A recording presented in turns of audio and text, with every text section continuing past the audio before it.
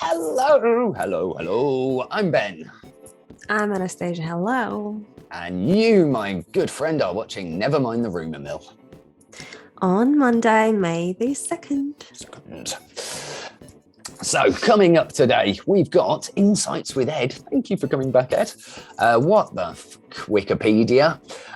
Warren Buffett, Sailor Moon, has been typing angry emails to Joe Biden. Yeah, we've got something a bit special coming up with that. We're going to take a look at the letter.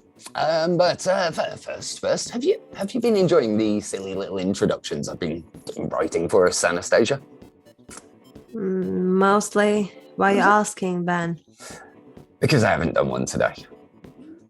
Sorry. Okay. Well, I guess I just can say that we're not financial advisors, but it would be super awesome, guys, if you can like and subscribe on our channel. Please do. We will appreciate it. Brilliant. Well, moving straight into our first section. It feels like you might have missed something since you last saw our lovely faces. I don't know where I'm going to put our faces, so I'm just going to point everywhere for now. But with so much bloody going on in the market, it really is no wonder that, we've all got FOMO about the news, haven't we? But never fear. Anastasia's here to save the day. I'm going to do my best not to interrupt you today. Go. Okay. In December, everyone discussed the BAYC and CryptoPunks flip. What? Where? Why? Who? How? I forgot my line. Right. Garrett. I'll tell you. There was the land auction in their metaverse and Ethereum burn as a result of it. OpenSea now accepts ApeCoin as a payment method, and Yuga Labs will transfer ApeCoin to its own network. Whatever the fuel, it seems for this bunch of monkeys, infinity is not the limit.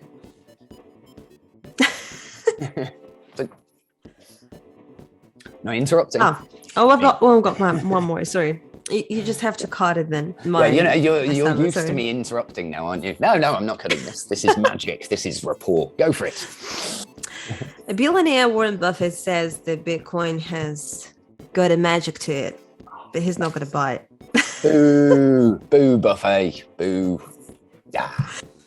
There might be a big burn happening at SHIB, and news from, me for you, Ben. News for me? Oh, that's meta, isn't it? That's very meta. Yeah, well, after the optimism around the optimistic airdrop, I thought that I would I'll try my hand at helping our audience, our great folks who are listening to us, to get some free crypto money. And me. By searching, and you, exactly, and all of us. Yeah, all of us, let's all go. Free money, yes. I hope that I'll just sort the good, the bad, the ugly in the confusing scene of airdrops. And so then you can get free coins. Exactly, somehow. Free money. It is confusing as well. I mean, I've been beneficiary of a few good airdrops in my time, but sorting them out is no small task. So yes, that's awesome news. But for now, there's an old saying we have, Anastasia. You might have heard this one before. If you give a man a fish, he'll eat for a day. But you teach a man to fish, he'll eat for the rest of his life. Unless the river dries up, or I don't know, I mean, who knows? But on this beautifully chin-stroking thought, let's cut away to our friend Edmund McCormack and learn a thing or two. Yeah. Hey. Hey everyone, I'm going to make our good friend here, Edmund McCormack, cringe as I tell him I'm now calling this segment Market Eds-ucation, after I feel like I learned at least 12 new phrases and reasons to, not be staring at charts all day long on Friday. So, I mean, how are you, sir? Good. I hope Kathy Bates beats your feet for saying Ed-ucation. It's an awful. Maybe that reference might be the only thing that's worse. But scene specifically. So, Bitcoin recovers after weekend plunge to 375 amid bloodbath in altcoin markets. I mean, is this something, you know, us kind of mere mortal investors, you know, maybe should be taken seriously, or is this panic? Well, I wouldn't put too much value on any movement, Bitcoin, Ethereum, any stock that might be traded over the weekend. Generally, there's limited liquidity. Limited liquidity means higher volatility, and you're going to get much more wild swings anytime you compare weekend trading versus during the week. So yeah. I wouldn't put too much weight on it. Okay, and kind of feeding into the bigger picture, which I know is obviously, you know, when in doubt, zoom out is the old catchphrase. I mean, so some of the reports are saying, obviously, this month has been the worst month for Bitcoin since April 2013. I'm sure I read somewhere. So, I mean, do you kind of see this almost as a bit of a swell, or? Again, these market conditions are unique. We're right now globally looking at not just macro conditions that are in fact impacting growth investments, but also geopolitical as well. And it's hard to compare this versus other times, but there is a lot of silver linings here that I think investors should be excited about, especially with just how oversold the market looks at the moment. 2013 was indeed a simpler time, definitely in my life at least. So yeah, I mean, is there anything you're particularly keeping an eye on this week, or any sort of areas of research you would recommend to our audience? Again, education. Yeah, so I'll give you a sort of a bit of a balance. So with Federal Reserve announcing their rate hike this Wednesday, what I think needs to also be looked at by many investors watching the show is what announcements they make related to how they plan to sell their $65 billion in treasuries and $35 billion in mortgage-backed securities every single month. If they're going to start dumping that on a fragile market, we might see a pretty substantial reaction from the market in general, where stocks and growth investments in general, and cryptos included in that bucket, could start to get pulled down as well. So keep a very close eye on what announcements are made related to the balance sheet reduction by the Federal Reserve. On the other side, this is a positive, is if you look at metrics out there that really are really strong leading indicators for where the market might be going. One of those indicators is your put call ratio. It just looks at the weekly puts that were traded the week prior, divide that by the weekly trades for calls in the same, in the same area. And generally what you see with stocks is anything over a 1 to 1.15, which is, you have a lot more puts that are being sold. It generally will show at that level that there's a reversal coming. And right now, if you look at the put call ratio on Bitcoin, it's roughly about a 1.3. So it's much higher than the 1.15 that is sort of the rule of thumb in the equities world. So it shows that we might be significantly oversold. And on top of the fact that if you look at the 2-year treasury bond, it basically has the expected rate hikes, about 2.75, already built into it. So you're looking at a market that at this point might already be priced in for these interest rate hikes. And on top of that, show that we are significantly oversold.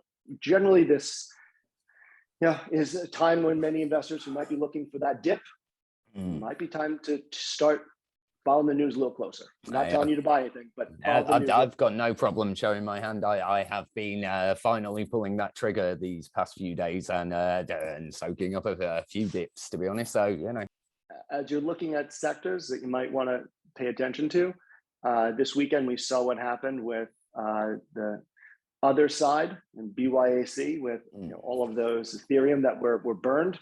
I know a lot of people starting to look at, well, should we put more money in gaming, in metaverse? This is really starting to take off. I would consider maybe looking at other smart contract blockchains. People were paying 2 ETH in gas fees just to make a transaction. There are blockchains that have had considerable amounts of incentives and investments made to bring developers and new projects onto their platform. Avalanche, Near, I mean, those are just two that come to the top of my Phantom. I mean, not to overtalk you, but I would be doing my day job employers a disservice if I didn't mention Everscale, of course. Everscale, of course. I was just about to say that. Yeah. So it might be a good idea to see, you know, with investors starting to reel and understand how much they really just paid in gas fees. It might be interesting to look at those other blockchains to see if they capitalize on sort of that lingering sentiment that people have. Oh yeah, I mean, well, what did you think of the title there, Anastasia? Eds-ucation. I thought that was good. That's some good puntsmanship, right? Very good. Thank you. Yeah. All right, maybe. Right, so let's move on to today's big gossip. What the hell is wrong with Wikipedia? What's wrong with Wikipedia? Everything. Yeah, true that. But now, apparently, to add to the list of self-sabotages they seem to be committing, the sanctimonious Muppets seem to want to not take our hard-earned crypto money anymore.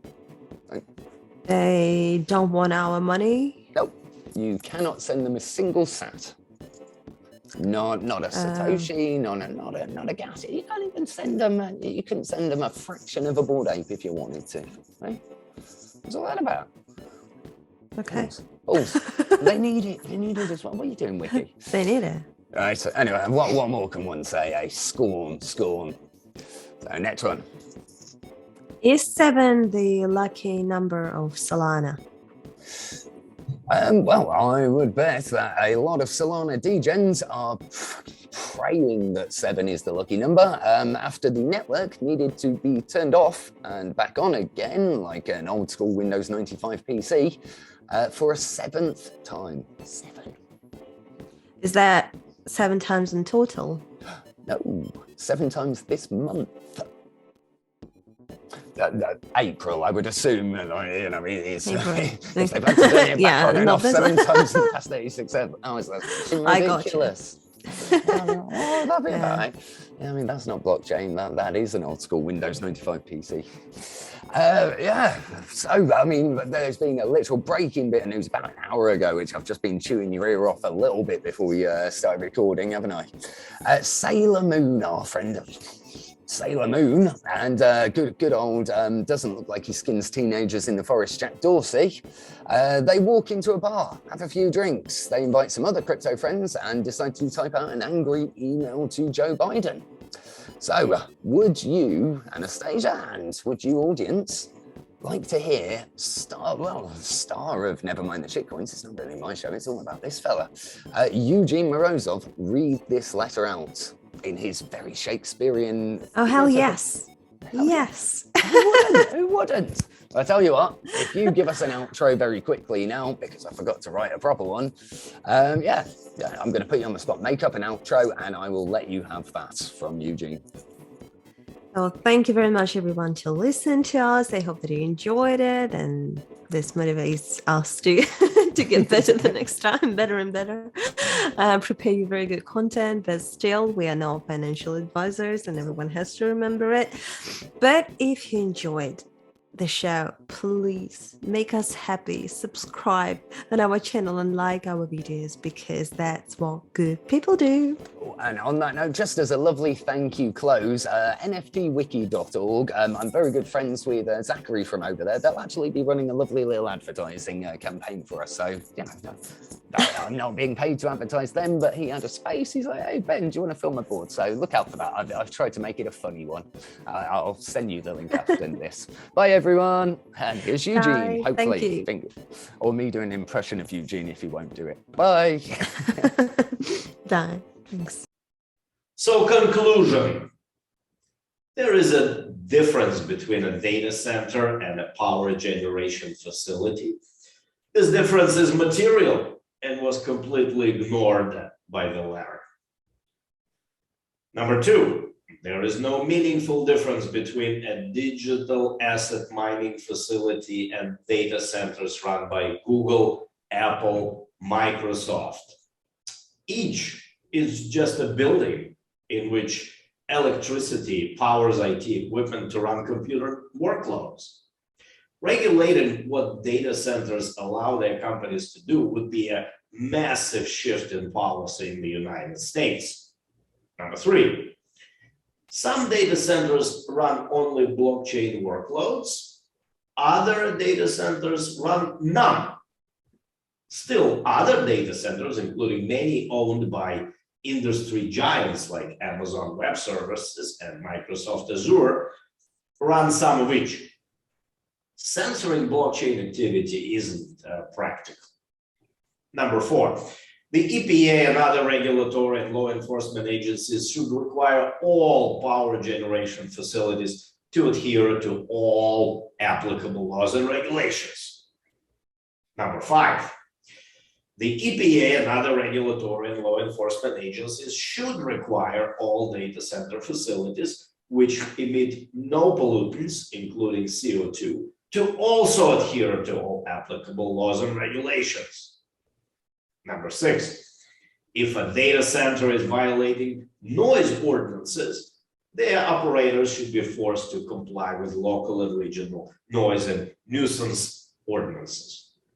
Number 7, if a data center is failing to dispose properly of obsolete circuit boards, whether the circuit boards contain chips that secure voice communications or chips that secure the Bitcoin blockchain, is irrelevant. The data center operator should dispose of them in an environmentally responsible manner. And finally, number 8, if a data center is abiding by all laws and regulations, the content or type of computational workloads should be irrelevant. Whoa.